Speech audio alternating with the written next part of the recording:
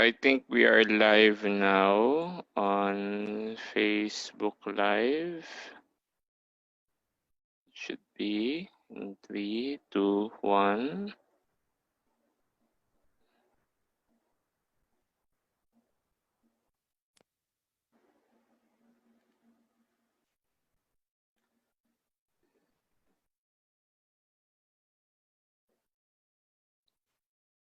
Buddy, could you check if we are online now on Facebook?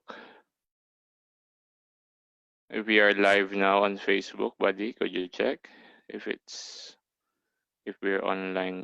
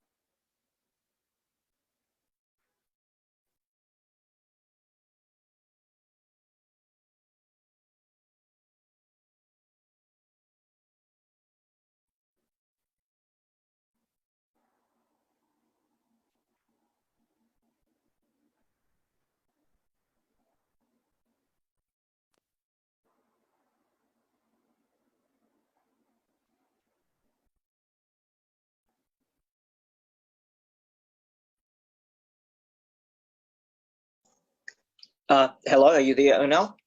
Yes, I'm here.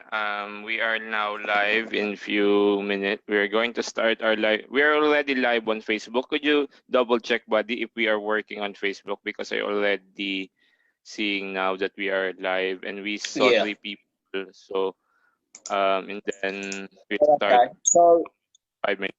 I'm just having a look now. So yeah, we are live on Facebook. I can see we're live on Facebook. So I'm guessing if no one's logging into the Zoom, then we will take questions from the Facebook. Yes. Yes. Okay. Okay.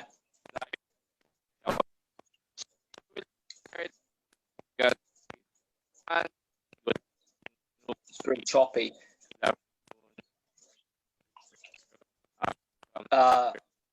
It seems a bit choppy at the moment, the connection.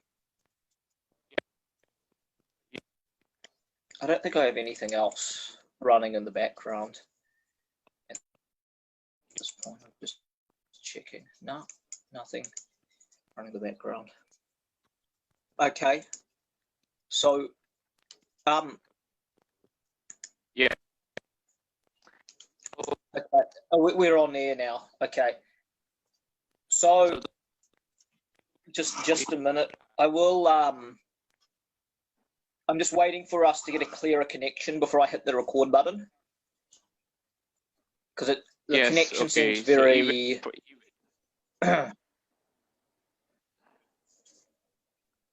I'm gonna disable my video just for now. I'll just keep the sound on. I'm just gonna stop, disable my video. Okay, the same thing with same thing with me. Sorry. So that we Yeah, we've got a today, so we need to sort of just talk and not have the video, because the video's really slowing the slowing us down. Yes, so we are now still live. Okay. Yeah, so we Are are there now any live on questions Facebook. posted yet or not yet? Again, sorry. Are there any questions being posted yet or not yet? We are not yet. We don't have Okay, yet and questions. So, I'll let buddy, you we can start. start our discussions on your. Yep. Okay, sure. Do you want to start first, or would you like me to start?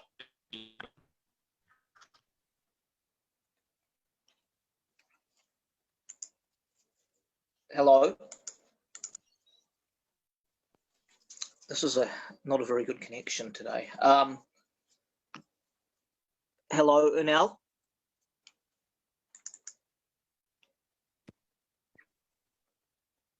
I can't hear. Are you there, Unal?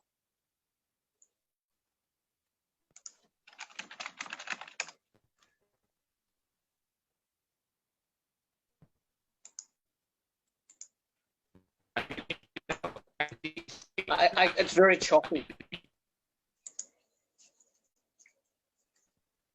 Hello. Our Facebook will be back in few minutes.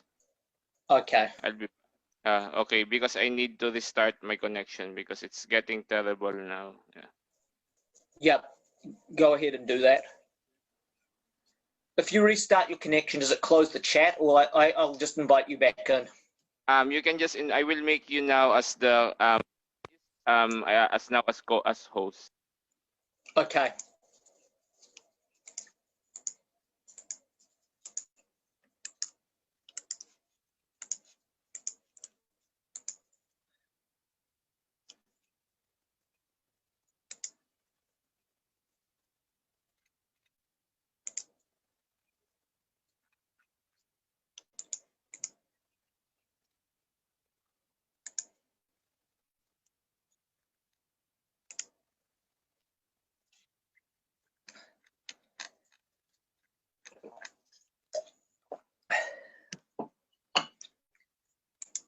Okay.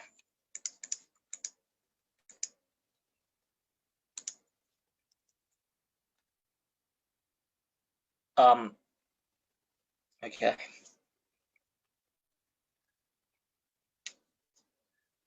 Okay. So we'll just wait for Ernell, who's having computer problems, technical difficulties to log back in. So, okay, to all our Facebook viewers, and welcome to Ms. Luisa Ordonez. Welcome to Thursday's Q&A. Tuesdays we have our track interviews, and next Tuesday we will be interviewing SEA Games marathon champion Christine Halasgo. So that will be at 2 p.m. on Tuesday. Today we're on Track Talk Q&A. Our topic today is regarding coaching. We posted a question in Pinoyathletics group.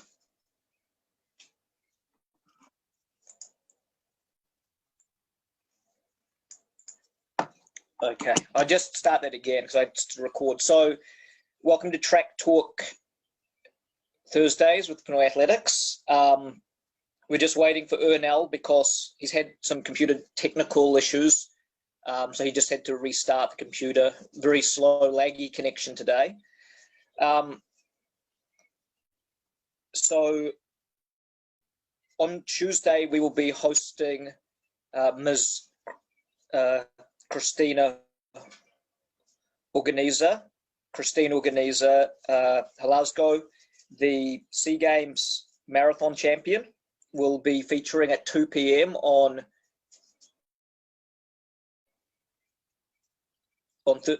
next Tuesday.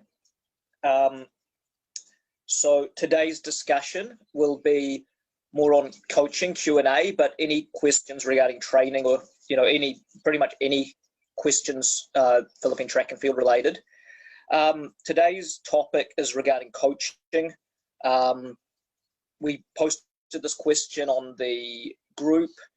The question is, for an athlete, if they weren't improving with a coach, how long would it be before they decided to change coach? Would it be 6 months, a year, 2 years?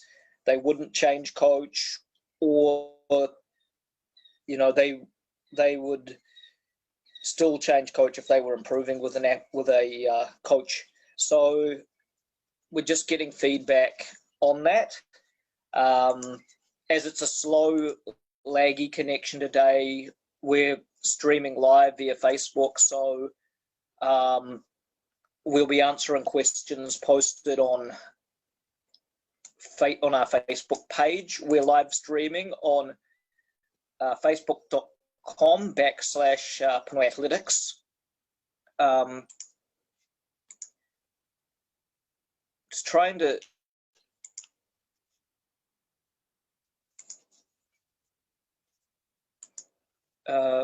so Ms. Luisa Ordonez, can you hear us?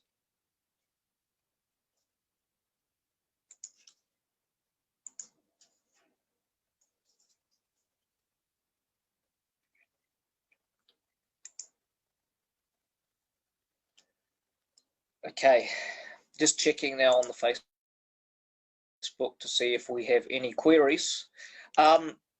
So in regards to Pinoyathletics, I'll just going through my to-do list of what's being covered at the moment. As of now, the Vietnamese have already had 0 COVID deaths, so they're already beginning their track season. In fact, the Vietnamese track season began yesterday with the Speedy Cup, with a lot of their SEA Games champions participating. I think Vietnam picked up 16 golds in the last SEA Games in track and field. They've already gotten their season underway, and we're posting daily reports and some of the key results up on the Pinoy Athletic website under the Nat Huang Speedy Cup. So again, we're open to any questions regarding Pinoy Athletics, but also we're also covering news from other Southeast Asian nations as a matter of interest to see and learn from what's going on in the other Southeast Asian nations. Ernell, are you back? Wait, sorry, Ernell, I've just unmuted. Okay. Are you back now? Yes, I'm back now. So Ernell, I've just introduced what the topic is, who our guest is next week, and I just went into some information regarding the Vietnamese competition, which is already underway. Yes. Okay. So again, we're back again. We apologize for the technical difficulties, ladies and gentlemen, because of course, with all the people using the Zoom and Facebook Live, I believe that we have challenges on the or the internet connections that we have. So we continue our discussion, buddy, on our main topic or theme this afternoon, which is how long should a coach be a coach to, based on studies and experience as well. Being a level for the public's attention, Andrew Piri is a level 3 athletics coach in the Athletics Australia and also a former of the Philippine Sports Commission related to athletics. And of course, me and Andrew are the co-founders of Pinoy Athletics, an independent online news and blog dedicated to the Philippine athletics community. Disclaimer, we are not the Athletics Federation of the Philippines and we don't have the intent to do so. We are only community catering especially to the grassroots and to the even up to the elite levels for news and views related to Philippine athletics.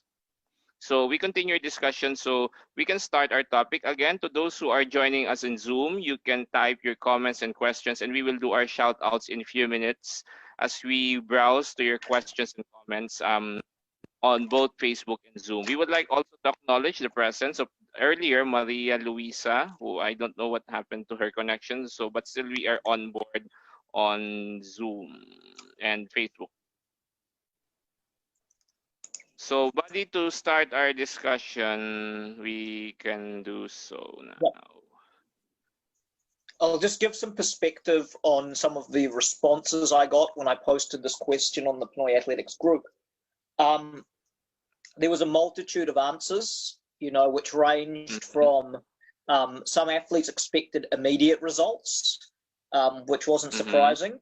A lot of people said about 6 months to a year. That was the common consensus. No one was really willing to wait, 2 years for an improvement before moving on to another coach who could possibly, get that improvement from the athlete. My perspective is on this is it depends on with the athlete, it depends where they're at in the stage of their career. Now, a beginner athlete, especially one, who, let's say you have an athlete who's 10 or 11 years old and then they go through puberty, of course, that strength gain from going through, that body change is going to lead to quite a big improvement. As well as that, what I found is an athlete, when they're in their first year and they're learning the basics, they usually, that's the biggest gain they're going to have. So what my view is with athletes is if they're, every year from the start up until the elite level, there's improvements, but the improvements are getting less and less and less, but there still should be improvements. So say, for example, coaching athletes, you might have an athlete who is, like very raw, who doesn't have, who hasn't even learned the basic drills, for example. They might start off running 16 seconds for the 100 meters, and then you might, get them down to 13 or 14. But say, for example, in this case, it was a girl athlete who was 14. They're not going to jump from 13 to 10.5, which is the same amount of improvement in the second year, because only a handful of women in the world have ever ran as quick as like in that 10.7 range. Only a dozen women or less have run that sort of time. So of course they're not going to improve that much in the second year. So say, for example, a 3-second improvement in the first year, maybe you'll get maybe 1 second or half a second improvement in the second year, because they've already learned a lot from the basics, but then they have to move on. You need to find other aspects of the training to improve them. Once sprinter gets to the really elite level, though, even improvements of 0.1 and 0.15, for example, become really difficult in the 100. If sprinters are improving by 0.2 a year, then the coach is doing a really good job. But even 0.1 to 0.15 is challenging once the sprinter gets to a certain level of capability.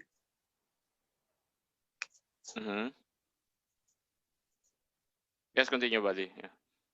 So so it means that based on your insights that the athlete should on the coach regardless of their levels, whom they really improve even at to the grassroots level, because of course in the current context of the Philippine athletics, we saw many athletes who are from Palaro, etc., or always being highly encouraged to go to the capitals, to Manila, but then with a different coach. I think that we really point the discussion on our collaboration, because for the context of our listeners, me and Andrew collaborated twice, especially during 2015 to 2016, in relation to our athletes in Ateneo de Davao who qualified for the city meet and then from the regional. And then her name is Nix, of course, for privacy reasons. But then during the time of Nix, she only started athletics in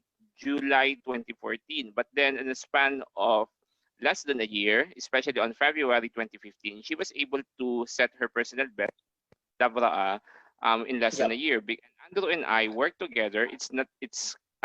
We collaborated on the program, so we can discuss also how we did it. Of course, in relation to as a way to share our practices related to collaboration. Because we believe in Pinoyathletics that we should always consider working together. It's not only those who just only saying this and that, but really yeah, this it's about an open yeah, discussion, an open forum. yeah, That's why we would like we yeah, highly encourage you to type your questions and comments, and then we will read it, please. We are already live both on Zoom on Facebook, and the link yeah, is there on Facebook. If you want to join yeah, us for more interaction on Zoom, yes, buddy, continue. yeah. I'd like to add with the example of Nix. I mean, she went from about 31 seconds to about 28.3 in about 4 or 5 months.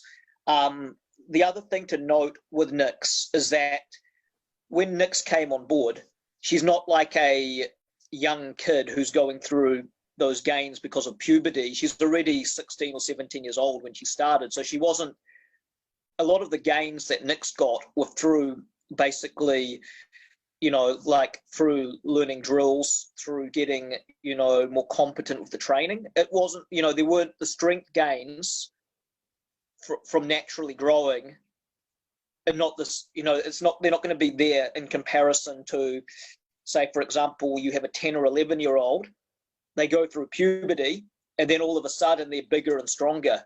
That's not the same when you start with an athlete who's older, like that age.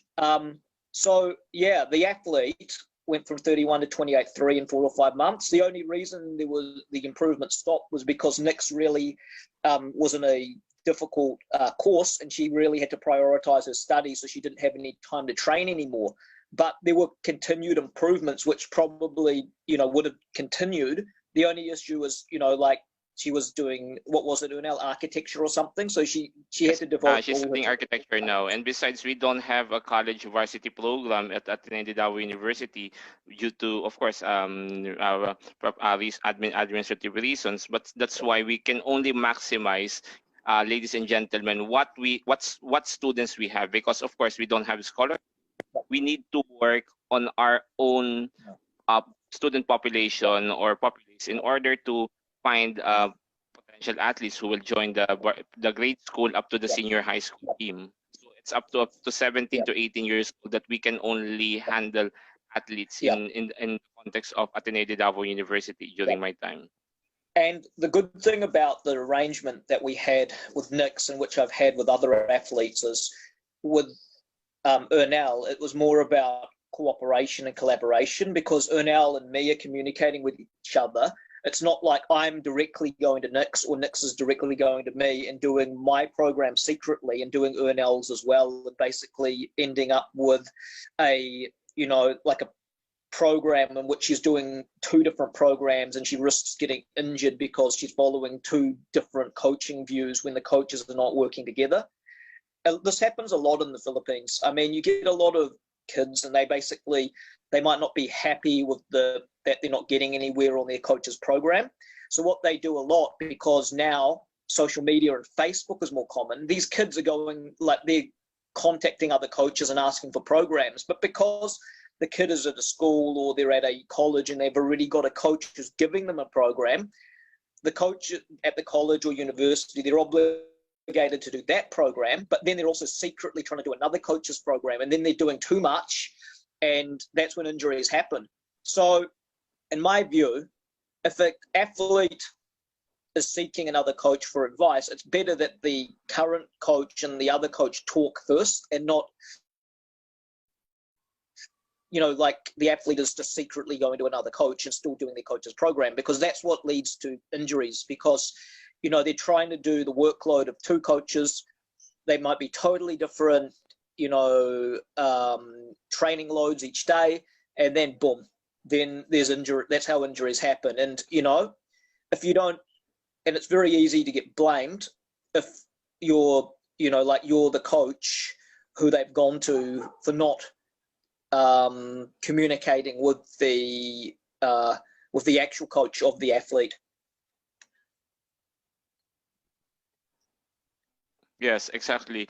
That's why, ladies and gentlemen, we would like to imply that, of course, the most important thing on how we coaches could collaborate or work together is really open discussions. And at the same time, athletes, please don't think on the concept of secret training or like strategies that aside Yeah, from what your coaches is giving, please stick to the program of your coach. And then if you like yeah, to consult another coach, make sure that you also inform your current coach so that they can work together. Mga kaibigan, importante yeah, kasi na napansin namin na yung mga atleta natin kapag hindi yeah, yeah. Yeah, if you're an athlete, secret training is not really smart or clever or innovative at all. It's really, a lot of the time, it's a recipe for injuries. Because, you know, if you've got a coach and the coach is giving you a program, right? And the coach is giving you a structured program or whatever, then, like, you know, there's obviously hopefully there's some sort of planning which goes into it. Now, the amount of training you're being given is from the coach is basically, as per the coach's perception, the correct amount of training that you're supposed to get. And, you know, like, you need to take also into account the principles of rest and recovery, meaning that, you know, if you're going to train, you also have to rest and recover between sessions as well. If you go and do a training session secretly without telling your coach, and you're supposed to be resting and recovering, you know, how are you going to recover for the next training session that you're supposed to be scheduled to actually do? It's like you're going to end up, you know, like basically overtiring yourself, go tired to the next training session, and then risk injury. So I think that, you know, like if you're going to follow a coach, follow that coach. And if there's any concerns with the program, you need to talk to that coach and sort of work it out that way first. And if, you know, another coach needs to come in to be consulted, it's the decision of your current coach while you decide to work with that coach.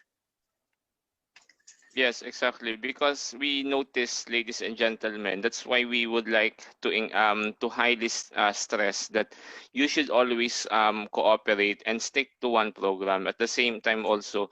Because if you do two Yeah, programs like for one yeah, day or one training, it will really lead you yeah, to injuries. Because the ideal program based on the context, especially for sprints or like anaerobic training, it should not be lasting for more than 2 hours because of course as far as biological foundations is concerned, enduring workouts more than 2 hours lead already to the wasting of your muscles, meaning that your fuel, as the fuel of your body can mostly last for 1 or 2 hours, as unless you're doing marathons or long distance running.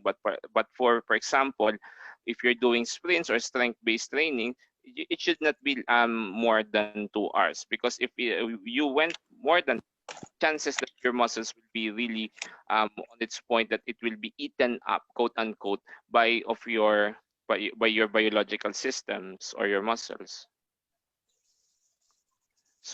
Why if in on the context of our working together with Knicks and other athletes, we always imply, mga kaibigan, mga atleta, na magpaalam ng maayos sa inyong coach. Kung mayroon kayong gustong program na idagdag or baguhin, you should always consult your coach.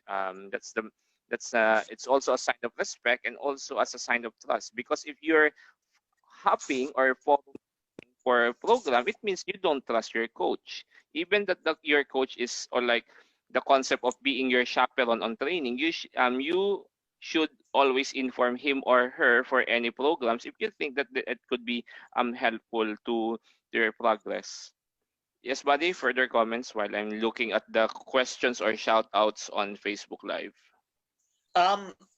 yeah. So, like, I mean, yeah, 2 hours is more than enough time for a training session. But, you know, if we're talking sprints, yeah, like for longer distances, maybe, I'm not sure if that would still apply, but definitely if we're talking for the sprints and power events, yeah, 2 hours max. I mean, I like to keep training to about an hour and a half, including the warm up, the workout, and the cool down. I like to keep it to an hour and a half.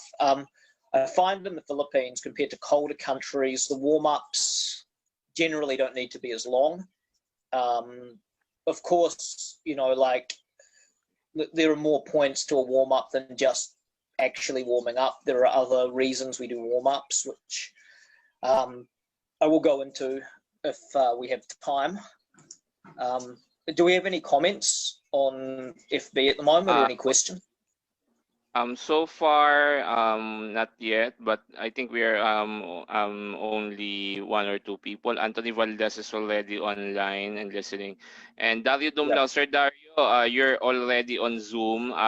If you like to ask questions or type your chats here, pwede po niyong gawin. So, Sir Dario Dumlao, kindly type your comments and questions. Okay, while we're waiting for comments and questions, I'll just go into Okay, an article. you can give us a update related to the you mentioned about the Vietnam yeah. already started their athletic season, and perhaps you can share to Yeah, us, sure. buddy, what are the significant events or things that we're doing. By the way, Okay. for the public, yeah, while you are preparing on that, we also to inform you that we will do related coverage here in Europe because that's where I'm here for my studies. Pinoyathletics will be on board to the major Diamond League events here in the mainland Europe, especially in Monaco or in Ostrava in Czech Republic. It's where it's not Ostrava but also in Monaco or in Stockholm, where our pole vaulter EJ Obiena will be joining. So expect Pinoy Athletics will be live there, and we will give you exclusive coverage on the World Athletics Diamond League for this season. So, buddy, yes, regarding your Sure. regarding what you have shared about the Vietnamese track and field season now, because they don't Yeah. have any cases of COVID, so they have the advantage of preparing. Any other things on our statistical Sure. analysis on with that? Okay, so the Vietnam's first competition of the year, as I mentioned before, they haven't competed at all this year. This is their first meet for the year.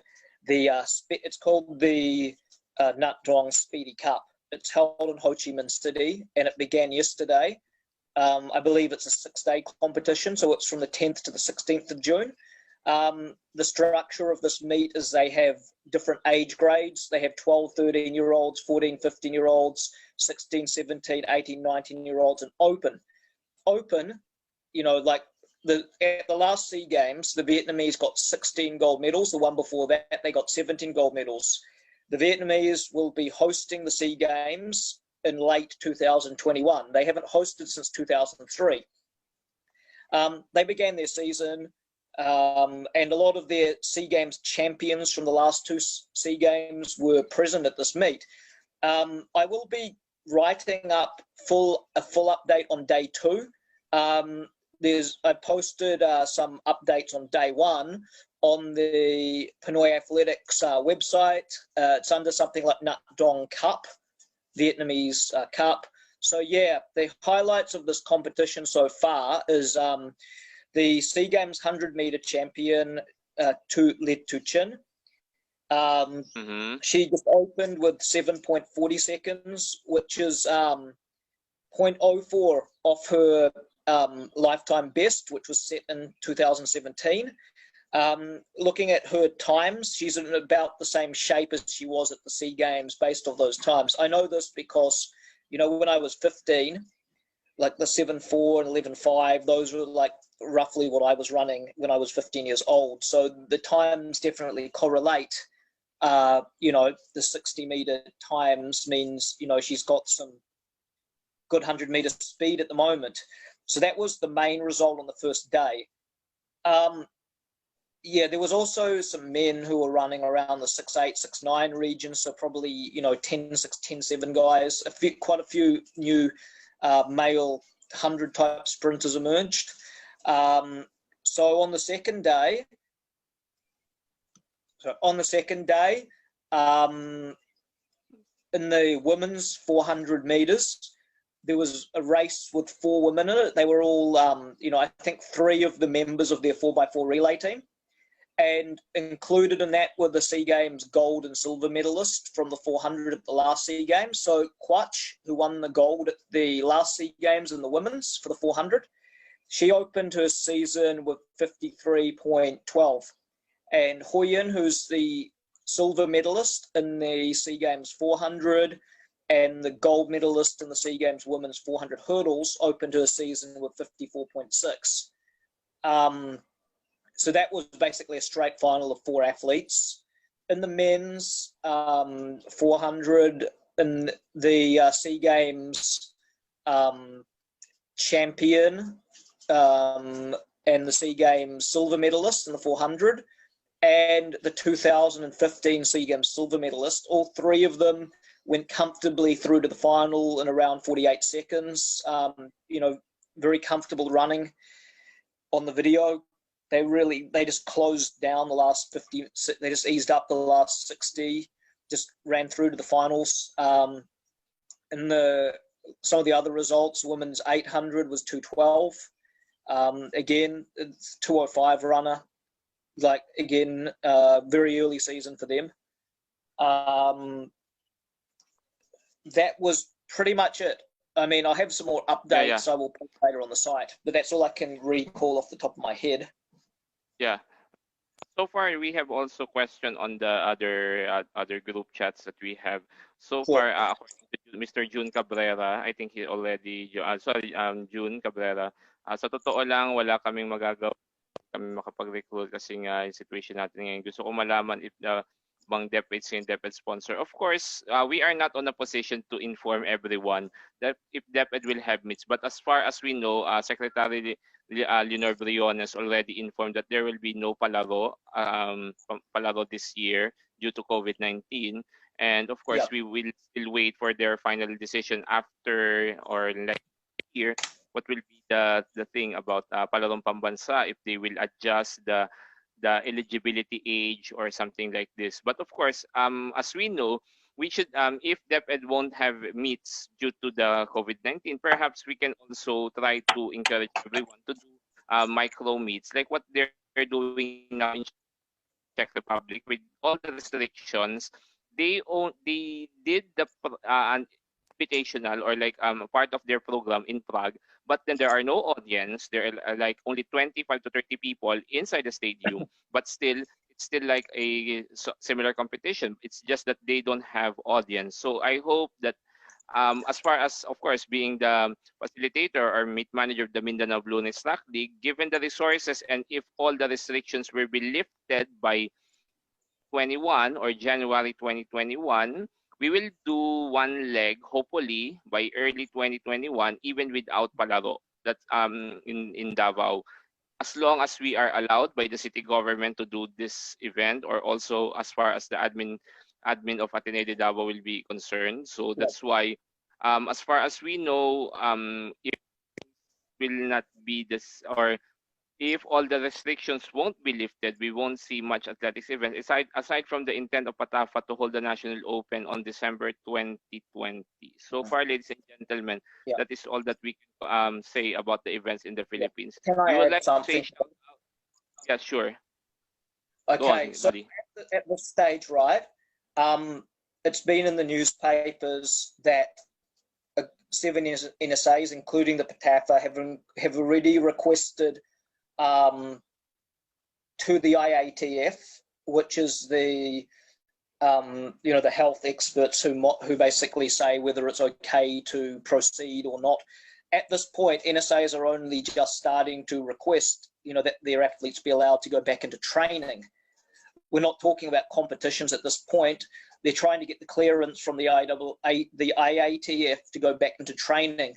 From what I read regarding the PBA, which is basketball, they haven't heard back from the IATF yet. So these things, the IATF obviously needs to look at the proposals.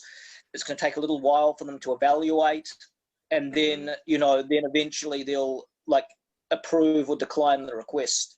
The request was already made by 7 NSAs through the PSC and the POC, and that's just to get back into normal. That's just to get back into a restricted training routine. As of now, there's been no, it's just a proposal at this point. There's been no answer yet from the IATF, according to the newspapers. So at this point, we still need to get past the point where like we're allowed to get back into training before we can even consider any competitions. Exactly. So that's why we must imply that, of course, as of now, we don't we are still waiting for the orders of the AATF. IATF, what would be their things about this situation. So far, we will now browse again to the people who join us on Facebook. So far, June Valeroso online, Anthony Valdez online. Mr. Dario Dumlao, if you're here, please also type your questions or comments.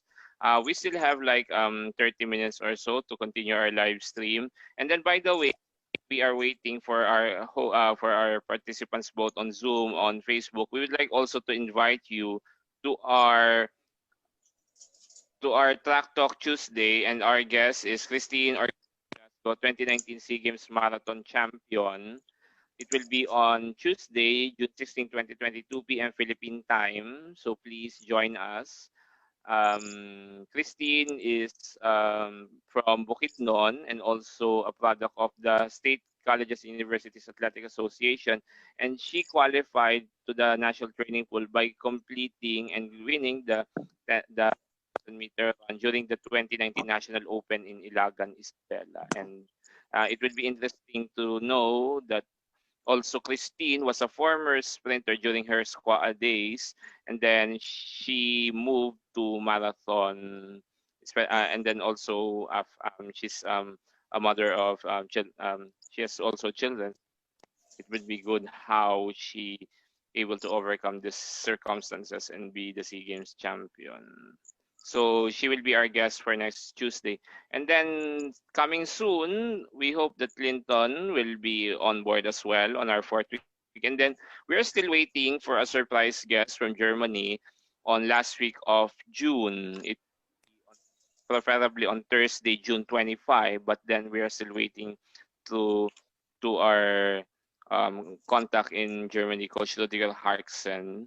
And then also, we will discuss related to long jump on the last week of June. I invited Dr. Sandor Beresh of the Department of Athletics of the Physical Education. Dr. Beres is once the silver medalist in European Masters Athletics in long jump and sprints, and um, his expertise is related to biomechanics in our university. So that would be interesting, especially those who are coaching long jump. So we hope that you can join us every Tuesdays and Thursdays Philippine time for the track talks here at Pinoy Athletics. So, okay, we would like also to shout out Mr. Arnel Fuentes Sanchez. You're welcome po, wala pong anuman. So, we hope that you can join us for our discussions. Okay, buddy. So far, what else is in store for there in Australia? What they are doing now? Do they have this kind of restrictions with the events, or they do something Okay, unique? with training, there are safety measures in place, but coaches are allowed to coach groups of up to 10 people as long as social distancing is applied. So, schools are already back. Gymnasiums are opening on Saturday. Mm-hmm. And coaches are allowed to train groups of up to 10 people as long as they're adhering to the social distancing protocols. Okay, yeah, so it's still different situation nowadays everywhere in the world. Here in Hungary, of course, they partially lifted the restrictions. Borders are now open, but mostly for its citizens. But of course, they're still very careful towards distancing, etc. The Gule Memorial, which is the biggest event, Hungary international event, and World Athletics tour is will happen mostly in August or September. So most of the athletic season will happen in September here in Europe. So especially it's also most of them are qualifiers for the 2021 Tokyo Olympics. So and then we hope 21 Tokyo Olympics, we will be there. But of course, it depends on the situation, because of course the media accreditations is one of it should be endorsed by the National Olympic Committee. So we'll try to find our ways to at least go there on our as an academic or as a researcher as far as the University of Physical Education is concerned, but dependent on their decisions. So, but of course, as assured that for the Diamond League here in the legs of Diamond League in Europe, especially in the mainland Europe, we will try our best to cover and to report some of the major events for the World Athletics Diamond League this season. Okay, I have an update with the Vietnam Open. Mm-hmm. Sorry, not the Vietnam Open, the Vietnam Speedy Cup. Mm-hmm. I'm not sure if this is a heat or a final. I think actually it might be a final because there's only 3 people in it. But Letu Chin just ran 11:55, so she ran 11:54 at the SEA Games. So when I said she ran 7:40 yesterday, and that means that she's in shape to run at the same time she ran at the SEA Games, which was 11:54. I was pretty accurate because she ran 11:55. She ran 11:54 at the SEA Games. She ran 11:55 today this morning, and I said that 7:40 means she is in shape to run 11:54, which she ran at the SEA Games. She ran 11:55 today. So she's in the same shape at the beginning of the season as she was at the SEA Games. That's her first race in 6 months. Yes.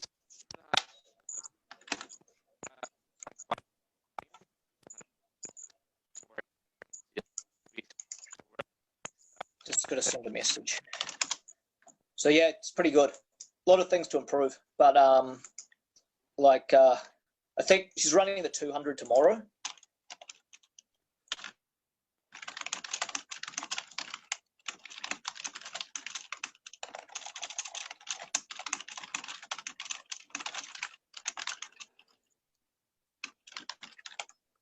So we continue our now. So again, our announcement for this morning. So of course, we would like to invite you to our sessions every Tuesdays and Thursdays. We will continue with our shout outs. Jun Valeroso, Tony Valdez, Arnel Fuentes Sanchez, thank you for joining. Dario Dumlao, thank you for joining us both on Zoom and on Facebook. And so, excuse me, Sir Dario Dumlao, do you have any comments or questions? If your connection is unreliable, kindly it here so that we can see. But also, we would appreciate if you can video chat with us as well. Hello, Coach. So po, saan po kayo connected, Coach Dario? Ano pong affiliation nyo po? Ako po ay isang coach po sa elementary sa DepEd Manila. Okay. Saan pong district or school po eksakto sa Manila po? Kung saan po kayo nagko-coach? Bacood po, Bacood Elementary School. Okay, sa Santa Mesa. Opo, Santa Mesa. Opo. Athletics po ang hinahandle nyo, tama? Yes, sir. Tapos, okay. Meron kasi kaming yung meeting with the supervisor nung bago mag-June. May binanggit siya sa amin na yung inilabas doon sa DepEd na yung sa memo, wala siyang palarong division, palarong CR. Pero doon sa dulo, may palarong pambansa na nakalagay. Kasi parang, oo. Ngayon, ang instruction nila sa amin bilang mga coaches at saka teacher ng mga bata ay mayroong event na binanggit sila na lalaroin. Ang wala doon yung group event Yung group event tapos wala daw mga audience. Pero yung athletics, isa yun sa mga event na maaaring mangyari sa palarong pambansa this coming 2021. Yun yung okay. Kasi yung mga mga activity na pinapagawa sa amin, yun ang mahirap kasi hindi namin alam. Hindi pa namin masyadong kabisado kung paano i-encourage yung bata na mag-i-train at dapat lahat pare-parehas ang gagawin. Ayun, so that's also the thing that we should always imply, Sir Teacher Dario, that of course, given yung situation natin, we can only encourage our school children to train on their own based on the guidance and programs that we can do, especially for a very crowded place like Manila. I'm sure it's very challenging dahil of course ang common na open spaces lang, especially of course I live in Santa Mesa for during like 15 years ago, and mostly the public spaces there are small parks and also gyms or basketball courts. So I think we can maximize those things, and then at the same time, given the situation now, I hope that if without palaro, through the I don't know, but of course it could be good that if the Sport Council of Manila can introduce an alternative event that will cater related to athletics. So kung wala man ng DepEd or nag-cancel man DepEd, of course the Manila Sports Council, or I think MASCO, can perhaps through the initiative of our policymakers or our units, that they can fill the gap or the space of the absence or the postponement of palaro for this year as a way for our school children to be back in competition, but I mean in activity. As I mentioned, yung practice of the Czech Athletics Federation, they do the micro events, meaning only less than 30 people are inside the stadium. And of course, it is feed online to those who want to watch it. So it means only the athletes and the officials are joining the event. Other practices that we heard here in Europe to practice distancing and all the restrictions is, for example, the German Bundesliga started already resumption of the events, but only the athletes and the officials are allowed inside the stadium. So meaning they still have the events, but without live audiences. And I think that's also the practice that we have been done here. When, for example, our women's basketball team at the University of Physical Education, they train closed doors, meaning no other audience, and they make sure that they practice safe distancing even with this kind of situation. Kasi of course we can only do what we have based on the context of the or the policies given by the IATF there in the Philippines or here so yun yung pwede natin gawin. And of course, excuse me, that we can also look on other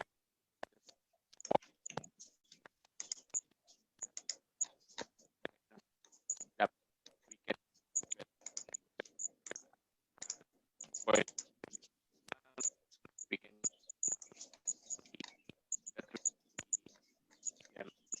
still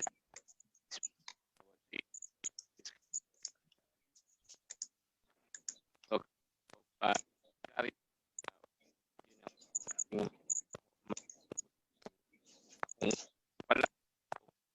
you're in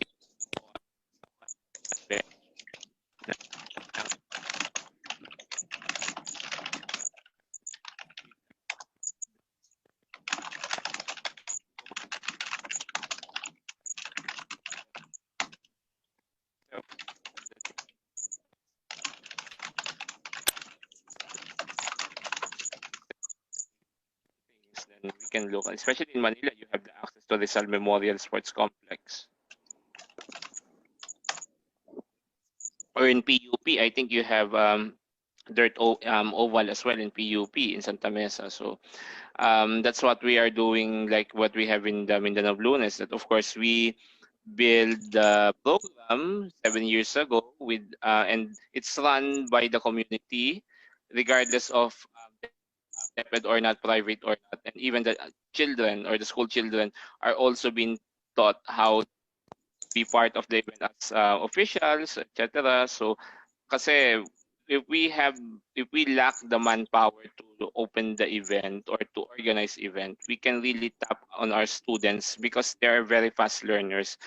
In our experience with we taught our student officials less than 3 hours to about the rules and about an athletic event, and they're still continuing. So so that's why if we can find ways to organize something in the near future upon the approval of IATF, then we could do something about it. Thank you. By the way, we have now who is our participants here, Anthony Valdez of the Cavite. So thank you, sir, Coach Anthony, for joining us, both on Zoom and on Facebook. So, buddy, we can wrap up this one in 15 minutes. So further thing or updates that you can like to share with us. Still, we are open to your comments and questions on Pinat. What I'll do is what I said I was going to do before. If there's no more questions being asked, Yeah. I'm basically just going to go through some concepts regarding drills for sprints. I'm not going to go into details on how to do drills. I'm just going to basically go through the importance of drills in warm-ups. So the first thing is, when teaching drills to sprinters, the athlete goes through different learning competency levels. Beginner, being shown how to do the drills, can do the drills when supervised by a coach in training, can do the drills unsupervised in training, can apply the movement of the drill in a specific event in training, can apply drill movements in a specific event in competition. When a coach is coaching athletes, it's important that they don't let the athlete do the warm-up unsupervised, especially for beginners, and monitor and make corrections to the athlete using a variety of teaching methods, which can include briefly explaining how the drill is to be performed, demonstrating the drill to the athlete and getting them to watch from front, back, and side views, manipulating movement by positioning leg and arms in correct positions, breaking the drill down into smaller steps, taking a video of the athlete and showing them how they do the drill, and showing another video of how you want them to do the drill by other athletes on video that are good examples. Remember to always give positive praise to athletes in front of the group for performing drills correctly. It helps motivate them and aspire to learn more. Feedback from a coach should always be positive or constructive and never negative. So again, the importance of doing drills for the sprinters. Drills emphasize correct movement patterns while running. This is important because an athlete has better movements, moves more efficiently, wastes less energy moving forward, hence generates more efficient turnover and stride length, and force is being delivered correctly to the ground. Hence the athlete, in this case, sprints, runs faster. As an athlete is exerting force in the ground for greater than their body weight, it is important that this force is being directed in an efficient and balanced manner. Motions such as overstriding and butt kick can cause tears and overstrain in the muscles. This is usually a product of incorrect teaching of drills. It's very important that drills are conducted in a manner as suggested. Coach explains to the athlete about the drill if beginner, if not advises the athlete to do the drill, remembering from last time what they need to fix. The athlete performs the drill, coach observes. If you have an iPad or video recording device, can be useful here. The athlete walks back. This is important that this is done and the athlete isn't rushed into the next drill because it gives them time in between. Drills are technical and, the brain and neurological learning process. They're not conditioning type exercises. The athlete needs time to absorb the new information and be automatically conscious of his or her movements and have time to auto-correct them. Athletes should not be overloaded with information and learn step by step. Coaches should be patient and find ways to help the athlete absorb this new information. An example is when I was teaching drills. One athlete, I was teaching pulling and she couldn't get it. So I taught her how to do the shuffle drill on each leg, which she found easier. Then she learned the shuffle drill on both legs. Then after 20 minutes, she was able to do pawing, which she couldn't get anywhere near the 20 minutes, anywhere near right the 20 minutes before. The athlete needs also some rest to reset the muscle contractions. The coach will provide feedback to the athlete, and again, feedback should always be positive or constructive and never negative. Yes, thank you, buddy. Okay, shout out ko lang again, Miss Tess Rumbawa, Bulacan. By the way, to those people who would like to send their further comments outside of our airtime, you can email me at ernel.abar@protonmail.com. And then, so yes, you're right, buddy, about the concept of recovery. Again, people, ladies and gentlemen, always imply that it's not always more is good. So it's not always good that there's a concept of no pain, no gain. Pain happens for many reasons. First, it's either reminder to your body that you're exceeding too much, or also as a relation to if you're getting or etc. So you should be aware and mindful on what your athletes feel, especially on the positive feedback. Um, we should not always treat, ladies and gentlemen, training as like as a form of military training. Of course, military training is another form of training. It's not always that if your athletes has the concept of discipline and obedience through fear or through negative reinforcement, it's not healthy for the athlete. The athletes that we're handling are mostly children, like 12 years old up to 16 years old, and I must say they are not on their crucial stage of their psychosocial development. Have meaningful experiences while I training. think we should extend another 15 minutes because we're getting people watching and commenting, like just joining in and commenting. Yes, of course. We can still join us until 9:30. So, and then we're thankful that you join us, ladies and gentlemen. So you can look on our chat if they're on our chat box if they are having some.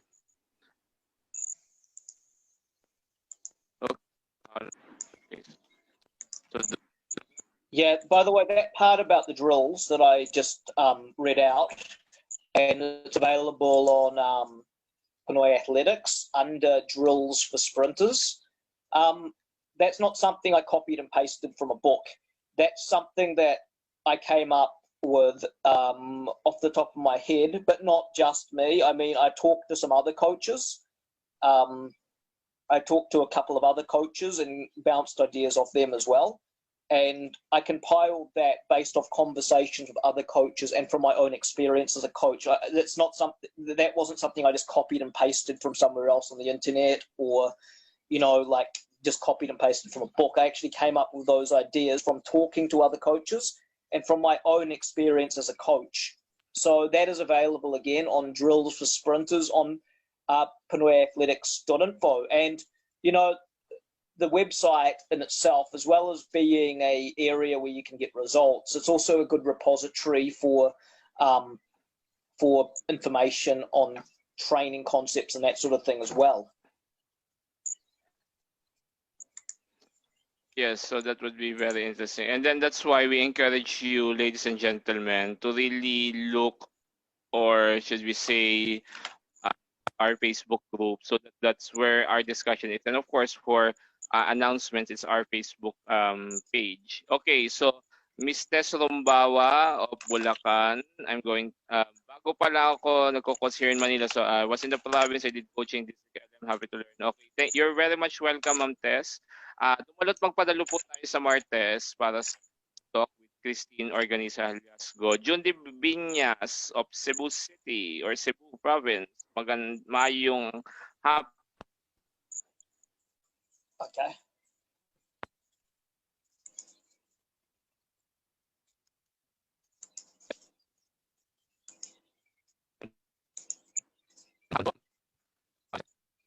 Sorry, Ernel, you're a bit choppy there. It's like you're cutting out. Hello?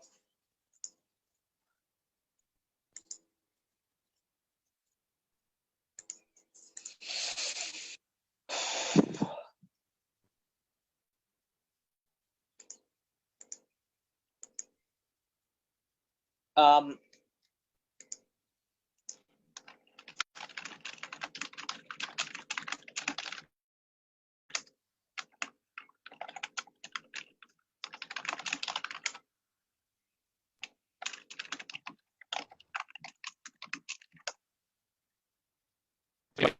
are you there still, Ernell? Sorry, Yes, you I'm just still really cut here. out. Then I didn't get into that. Okay, what I'm saying is that of course we just on yeah more. Thank you, June D. Biñas of Cebu for saying more power. Then of course we are always here to help the Philippine athletics community in our small capacities. Okay, buddy. You can continue your discussion because I have my computer went slow today. I don't know why. Even that I close all that, it's really the connection that is. Yeah. Yeah. Are there any actual questions from the Philippine athletic community, or are they just it's more just comments, right? Or are there actually questions as well, or is it just shout It's mostly outs? comments. Yeah, it's mostly shout But outs and shout comments. outs are good. Yep. Yes. So Yep. we. Okay. The shout out, there's nothing wrong with shout outs. I'm just saying, is there a comment? If there is there questions, if not, the shout outs are very well appreciated.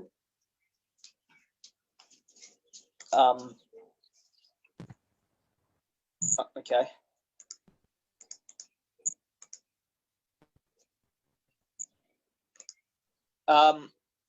Are you there, Ernell, still? Okay. So we still have another 20 minutes or so. I'm just going to just briefly touch base with some of the things that are in the queue in terms of research and what we're covering. The first thing is that as a member of the Association of Track and Field Statisticians, I've been working very closely with Stephen Newton, who's talking Chinoy. He's got his own YouTube channel where he's mainly focused on distance running. Pinoyathletics likes partnering with Stephen. He's very, he's very to the point. He's very he does his research. He's very passionate about athletics, and he basically tells the truth when he makes his vlogs. He doesn't cover anything. He basically just puts that information out there. So I've been working with Stephen Newton, trying to compile a men's half marathon all-time ranking list.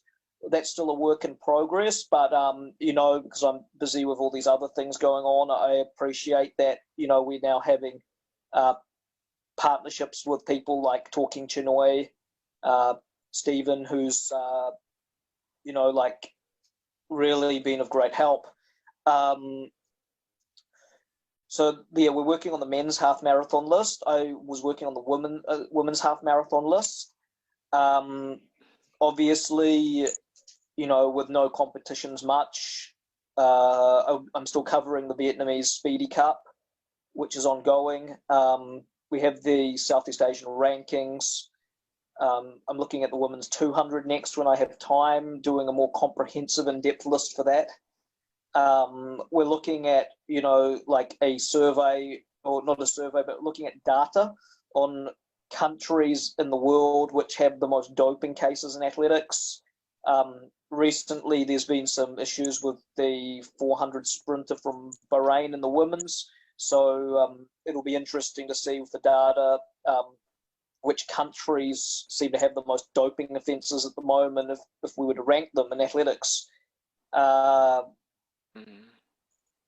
And also looking at,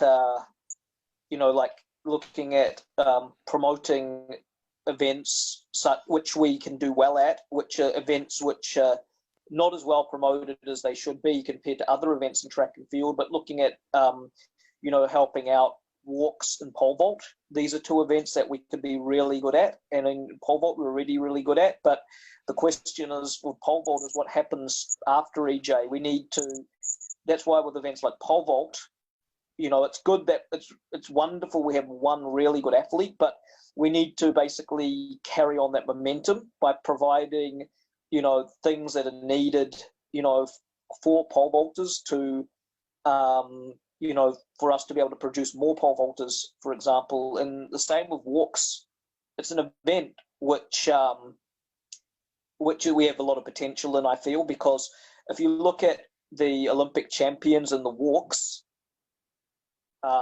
they're all like, they're from countries like Ecuador. Ecuador, like the only gold that they've won in the Olympics, mate, I think is in the walks. And if you look at the Ecuadorians, they're not like, genetic specimens compared to some of the other East, West African type athletes. The walks is not dominated by East or West Africans like the sprints or the long distance events. So there is a chance in the walks, I feel, because in the walks, that's dominated by several different countries. Walks isn't dominated by one particular subgroup. It's basically that event is shared around between different countries. So I feel that is an event we could potentially be stronger in if the support was given to that event.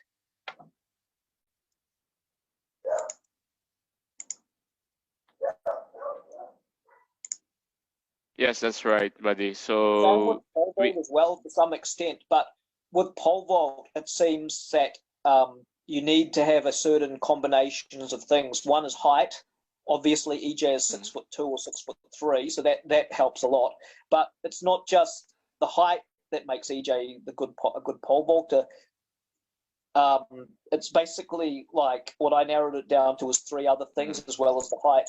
The fact is his speed, because he went from 12 to 10.9 in the 100, and pretty much most pole vaulters jumping over 6 meters. EJ's a 580 meter jumper for the public information.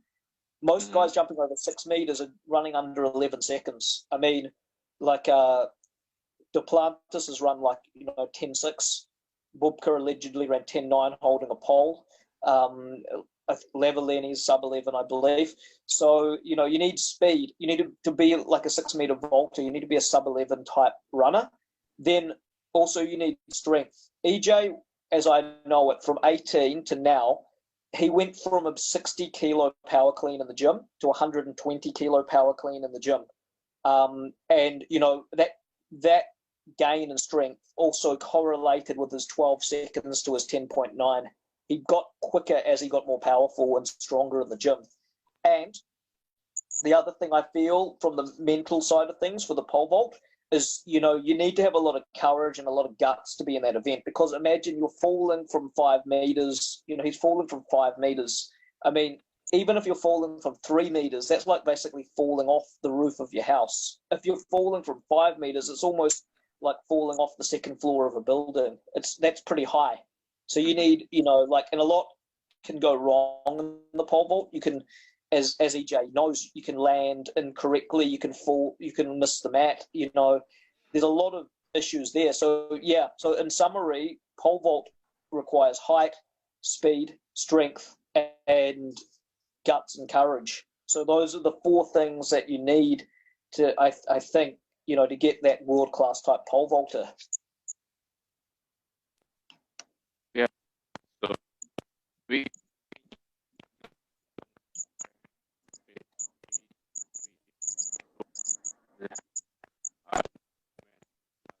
Okay, we have a question here, Ernal, from Tessa Rumboa. I think it's a question. It was posted. Could you have a quick read of it?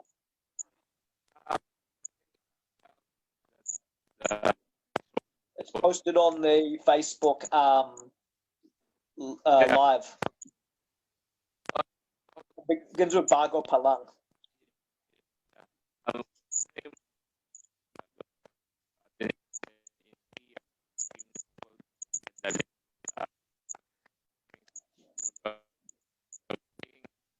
Okay, I'll just quickly read it.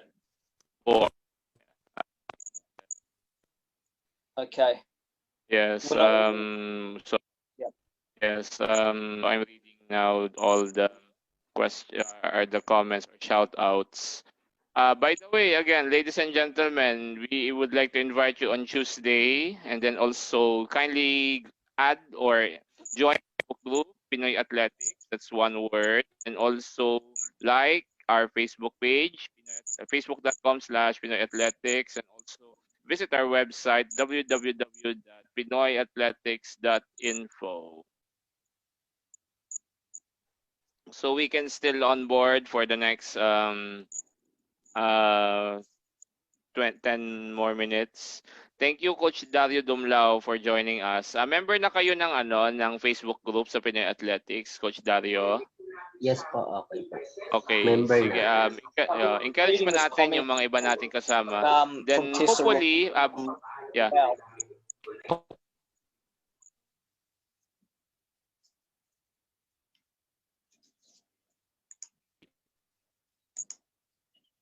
Hello?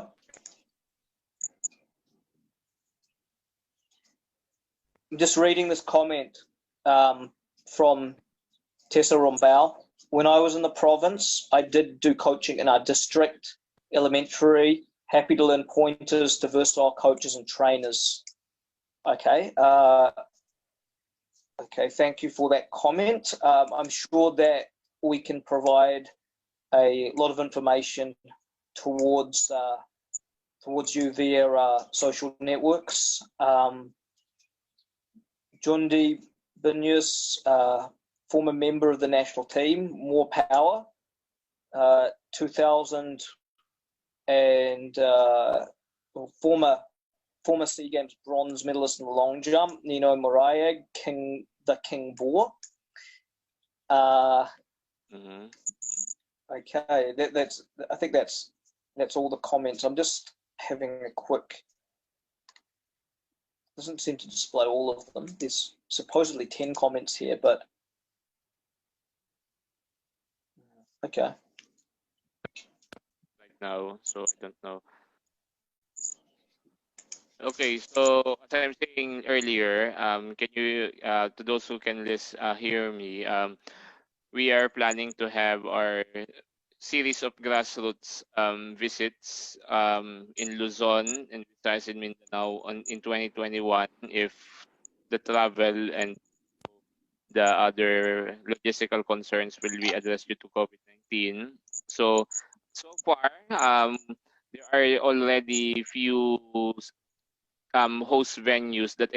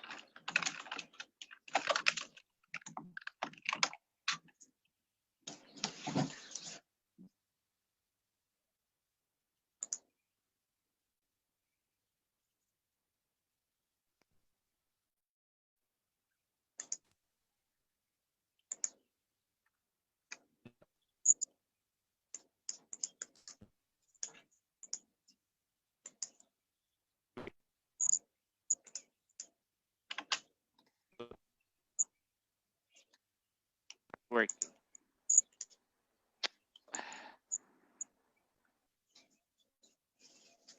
It's not working.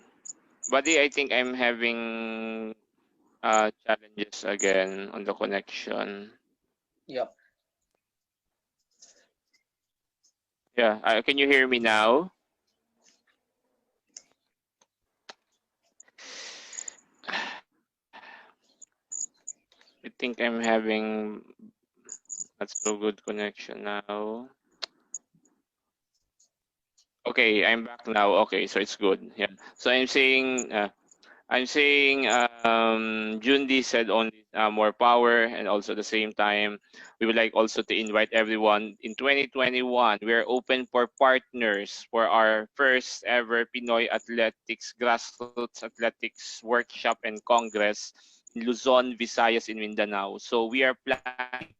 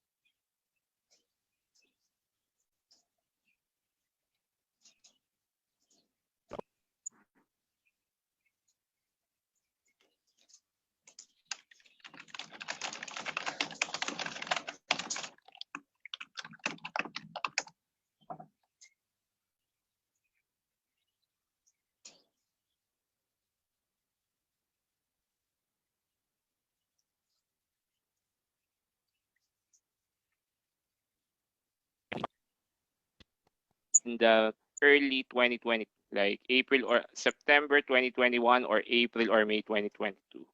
So we will go to at least 3 different legs for this program.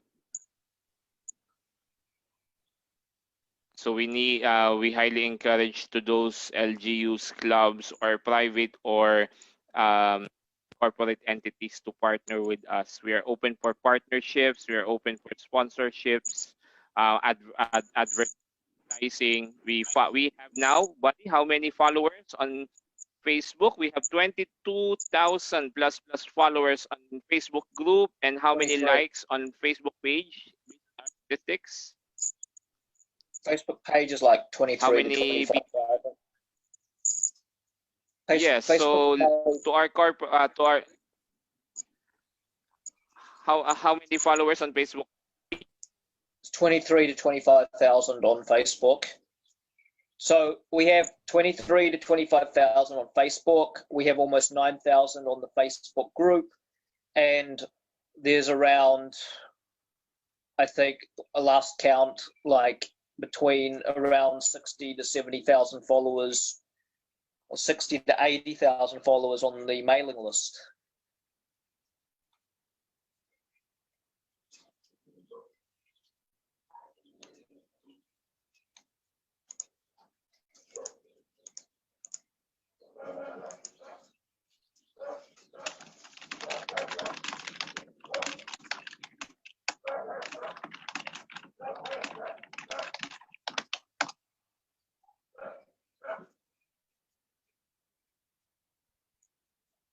Okay, so yeah, so today it hasn't really been a Some great challenges. turnout. I think there's been a lot of connection issues. Yes. Like Yeah, we can even wrap it up now. Yeah. especially in the Philippines, there's been a lot of connection issues, very slow, stalling internet at the moment. We'd just like to again thank everybody who tuned in today for Thursday's Pinoy Athletics Track Talk Q&A. And Yes.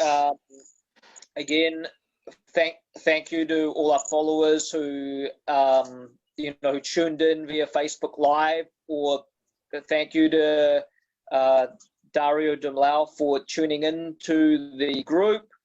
Again, a reminder that on Tuesday at 2 p.m. Manila time, we will be having our special guest, Miss Christine Halazgo, the SEA Games Marathon champion, via Zoom, and we'll also be streaming via Facebook live video. So, yep, we'll just be wrapping this up. Again, this recording of this Zoom session will be available on Facebook under the Pinoy Athletics page, and also it might be uploaded as well onto YouTube for those who missed it. Again, thank you, and I'll leave Ernell with any further closing remarks.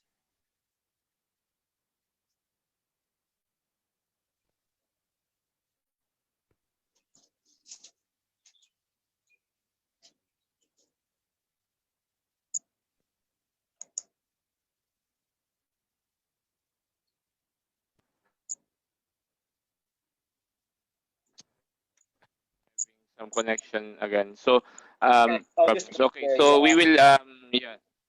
Okay.